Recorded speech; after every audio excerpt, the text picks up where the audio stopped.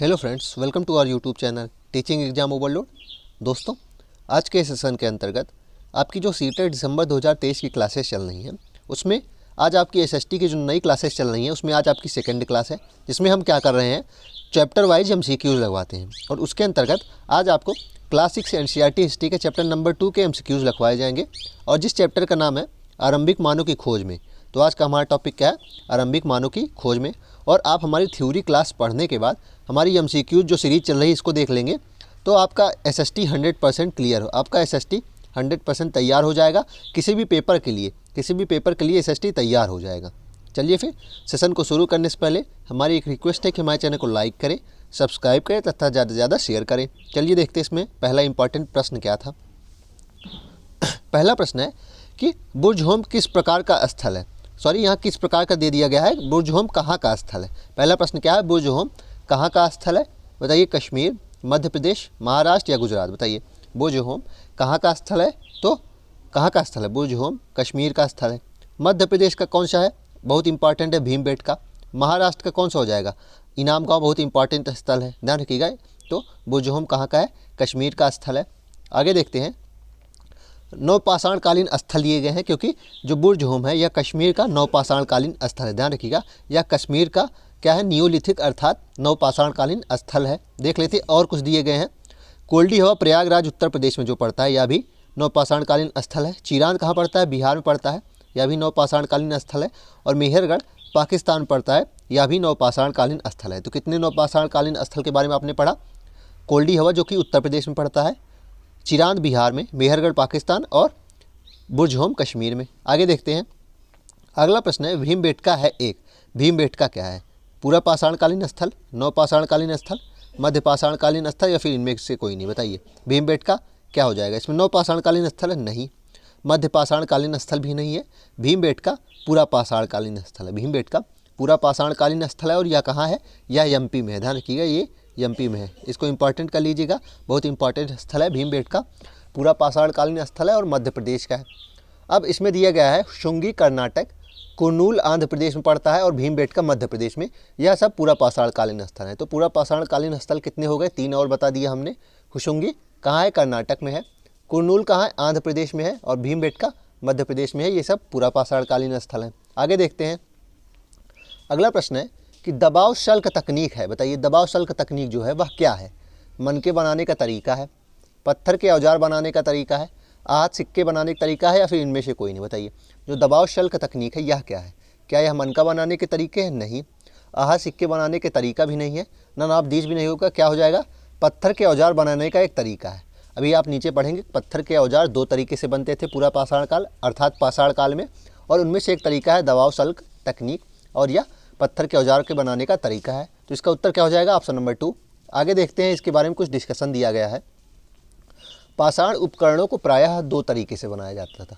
तो पाषाण उपकरणों को हम 2 तरीके से बनाए जाते थे। कब, पाषाण काल में पत्थर से पत्थर को टकराकर एक तरीके से बनाया जाता था, यानी जिस पत्थर से कोई औजार बनाना होता था उसे एक हाथ में लिया जाता था और दूसरे हाथ से एक पत्थर का हथौड़ी जैसा इस्तेमाल होता था, और दूसरा पत्थर का इस्तेमाल हथौड़ी की तरह किया जाता था, और आघात करके पत्थर से दूसरे पत्थर पर तब तक सल्क निकाले जाते थे जब तक कि वांछित आकार वाला उपकरण न बन जाए, और जब तक उसमें आप जिस प्रकार का आकार चाहते हैं उस प्रकार का आकार न मिले तब तक उसमें क्या किया जाता था, पीटा जाता था। दूसरा तरीका क्या था, दबाव शल्क तकनीक था। दूसरा तरीका दबाव शल्क तकनीक का था। इसमें क्रोड का एक स्थिर सतह पर टिकाया जाता था और इस क्रोड पर हड्डी या पत्थर रखकर उस पर हथौड़ी नुमा पत्थर से सल्क निकाले जाते थे।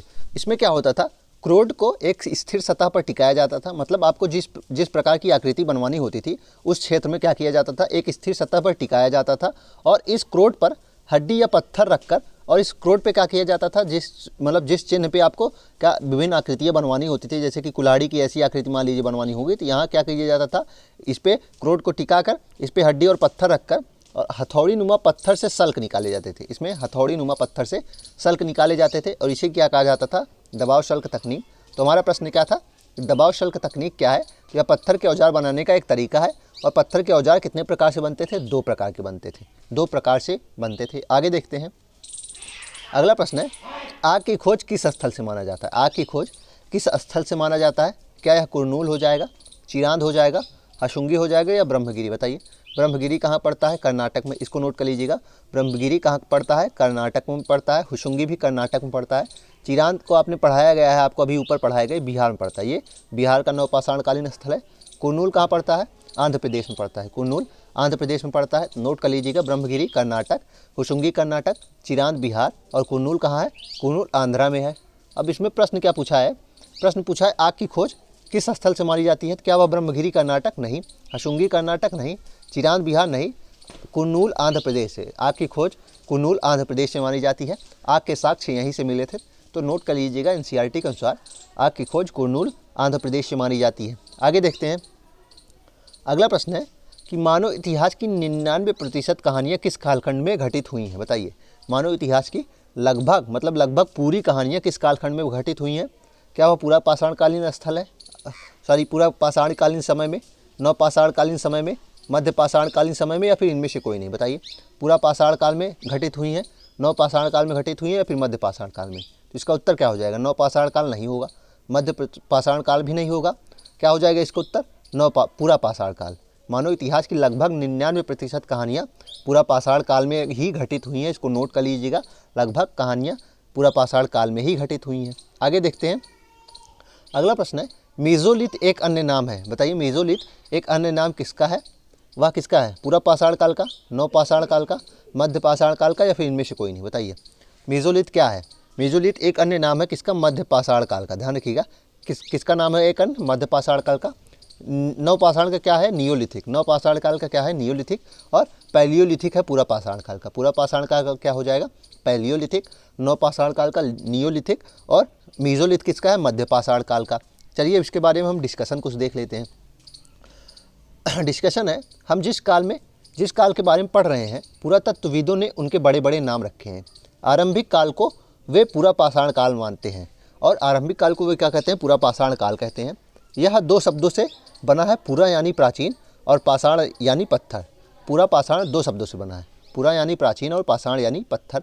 यह नाम पूरा स्थलों से प्राप्त पत्थरों के औजार के महत्व को दर्शाता है, और इससे क्या पता चलता है कि उस समय जो पाषाण के औजार थे उसका कितना ज़्यादा महत्व था।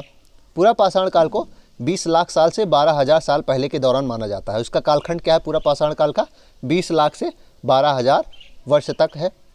इस काल को भी 3 भागों में बांटा जाता है, और पूरा पाषाण काल को भी 3 भागों में बांटते हैं, आरंभिक, मध्य और उत्तर। आरंभिक पाषाण काल, आरंभिक पूरा पाषाण काल, मध्य पूरा पाषाण काल और उत्तर पूरा पाषाण काल। मानव इतिहास की 99% कहानियाँ इसी काल के दौरान घटित हुई हैं। वही क्वेश्चन जो ऊपर गया था कि मानव इतिहास की लगभग 99% कहानियाँ किस कालखंड के दौरान घटित हुई हैं? पूरा पाषाण काल के दौरान। आगे अगला काल इसमें बताया गया है कि जिस काल में हमें पर्यावरणीय बदलाव मिलते हैं उसे मेसोलिथ यानी मध्य पाषाण युग कहा जाता है। तो प्रश्न बनेगा कि हमें किस कालखंड के दौरान पर्यावरणीय बदलाव देखने को मिले, तो वह कौन सा हो जाएगा? मेसोलिथ यानी मध्य पाषाण काल। इसमें क्या होता है? बर्फ़ पिघलने लगी थी और विभिन्न घास के मैदान उगने लगे थे। इसका समय लगभग 12,000 से 10,000 साल वर्ष पहले तक का माना जाता है। इसका समय कितना है? 12,000 साल पहले से लगभग 10,000 साल पहले तक का माना जाता है।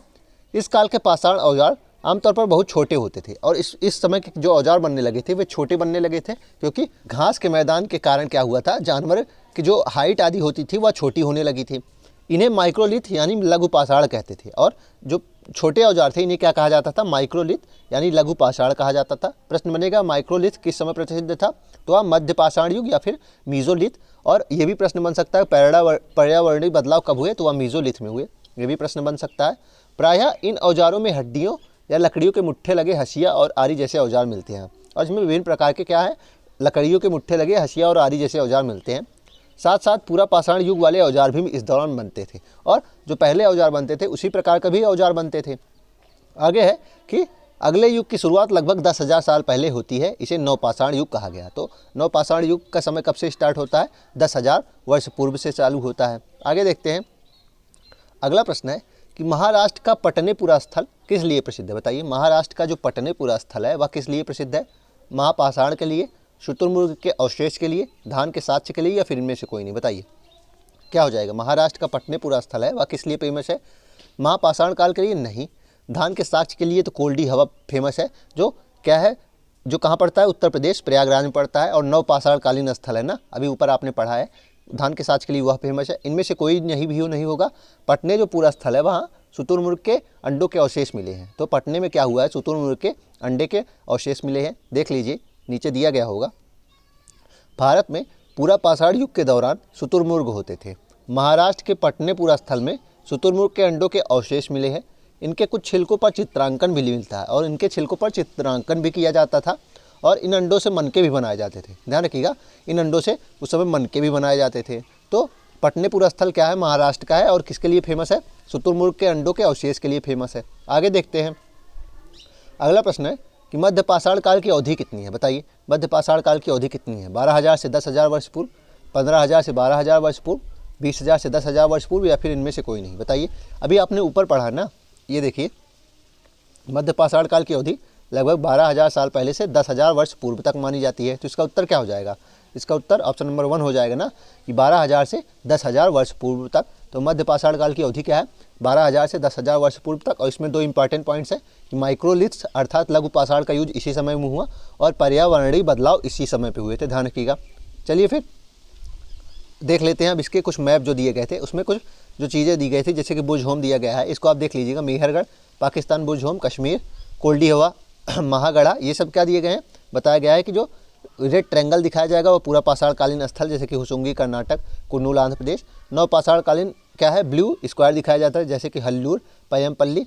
महापाषाणकालीन स्थल कौन से हैं, ये ऐसे देख लीजिए, ब्रह्मगिरी, आदिचन्नलूर, आरंभिक गांव, इनाम गांव, जैसे कि दिखाया गया है महाराष्ट्र में, और आधुनिक नगर इसमें कोलकाता आदि दिखाए गए हैं। तो आप इस मैप को देख लीजिएगा, बहुत इंपॉर्टेंट मैप है। चलिए फिर इसी के साथ आज के सेशन को हम समाप्त करते हैं। आशा करता हूँ कि आपको यह सेशन पसंद आया होगा। अगर आप इसी तरह के अन्य सेशन भी देखना चाहते हैं तो हमारे YouTube चैनल को लाइक करें, सब्सक्राइब करें तथा ज़्यादा से ज़्यादा शेयर करें। साथ ही अगर आप इसकी PDF प्राप्त करना चाहते हैं तो हमारे टेलीग्राम चैनल का लिंक डिस्क्रिप्शन बॉक्स में है, आप उसको ज्वाइन कर लीजिए, आपको सारी PDF वहीं मिलेंगी। चलिए फिर, धन्यवाद।